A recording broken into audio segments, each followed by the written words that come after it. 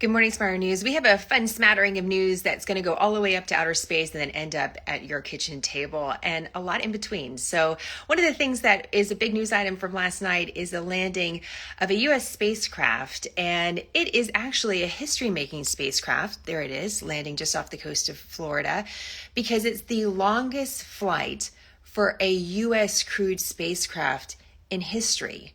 So this is the SpaceX spacecraft getting collected in the water. And then this is what SpaceX actually says about this as well, that the crew of this Dragon capsule spent 199 days in orbit, the first U.S. spacecraft to reach that milestone. And that's in addition to a mission last year. So that spacecraft is also set a record. So it's the longest, let me make sure, longest spaceflight by a U.S. crewed spacecraft. And it shows that this spacecraft can be used. So what is the big takeaway from this is that we're able to stay longer in space. We're able to reuse spacecraft. And this really has to do with really pushing the boundaries of what we're able to do in outer space. So what did this crew do? They did a couple things. One of the things that they were able to do is, as far as record setting, look at, they were able to grow a chili in outer space. I was reading some of the research around this. And one of the things that NASA says is that it's not just about growing vegetables to show that you can do it in space, although that's really important. It's really important for the morale of the crew to be able to eat something fresh. And in fact, look at what they did. It's Tuesday, right? Taco Tuesday, everybody. This is Megan. She's an astronaut. She used some of those chilies in a taco that she put together in outer space. So if you're doing Taco Tuesday at home, you can say, look at the astronauts do it too. They're just like us. And in fact, they're just like us because as I was changing a diaper this morning, another important fact about this particular mission, unfortunately, their bathroom wasn't working on the way back down to Earth. And so you got to do what you got to do. Nature calls, even in outer space. They had to just go. They had absorbent spacesuits. You could call it an adult diaper. I'm not going to call it that. And it's absorbent spacesuit, and they're going to have to fix that. So it's not perfect in every sense, but it's a successful mission, 199 days in space, and really important for the longevity of what we're able to do out there. Some of the different things that we're able to do in outer space. So something to watch.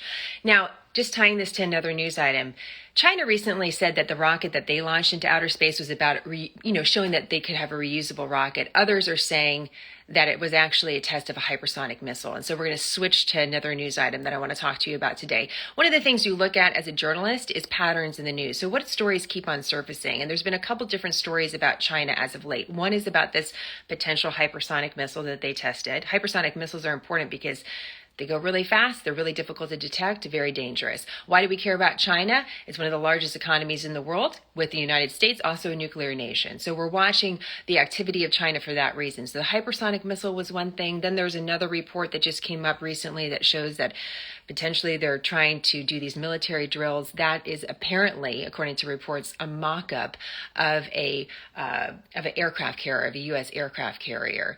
So the news today, and what we have on our website, is the Wall Street Journal has a new report that says that the United States is testing out a new missile defense system, or will, that is similar to the Iron Dome that Israel uses, which is a missile defense system that they use in the Middle East. So there's Guam. It's a U.S. territory. I just want to show it to you on the map here because you can see it's strategically very important. And there's a concern about its vulnerability. Guam matters for a couple different reasons because it's also where our submarines can dock.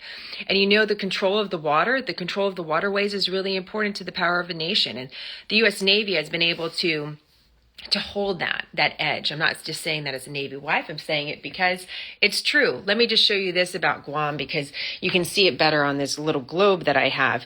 Here is Guam right here.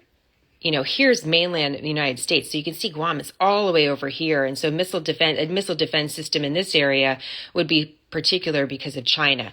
Why does this story matter? Not only the pattern of news coming out about China, but the highest ranking U.S. military official, the chairman of the Joint Chiefs, came out in an interview last week. And here's the big takeaway. He's like, China is making rapid moves, rapid development, rapid advancement in their military.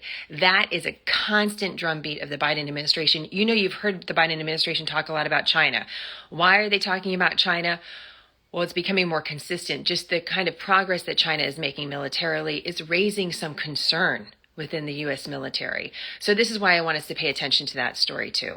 All right, finally, just last week we talked about Thanksgiving and the fact that yes, the price of goods is going up, but for the most part, it looks like the goods are available. It's just about getting it to your actual dinner table.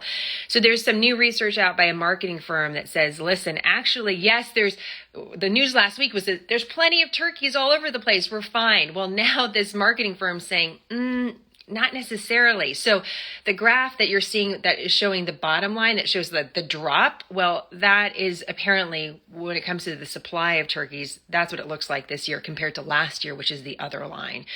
So word to the wise, again, it's a question about stock. It's not a question about whether the product is out there. It's a question about whether or not we can get it to the grocery stores and then get it to your table.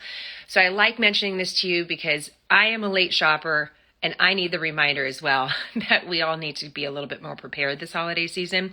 Turkey is one of those items. Cranberry is another item. Guess what? Tinfoil apparently is not an issue like it was last year. And one thing that apparently is in okay supply, which is my favorite Thanksgiving item, stuffing in a box. Stovetop stuffing. My favorite. Apparently we're okay with stuffing. But there's a couple other items that we have to be aware of. So I just want to give you this. We got a big global report. What's going on in space? We're able to grow peppers in space, but getting turkey to your Thanksgiving dinner table could be more challenging. There's your big takeaway today. Okay, what is the one item that you have to have on your table every Thanksgiving? Mine, stovetop stuffing. What is yours? Let me know. All right, more on all these stories and more on smarternews.com. And I love your questions and comments. Keep them coming. And thank you so much for your support. All right, have a great day. I'll talk to you soon.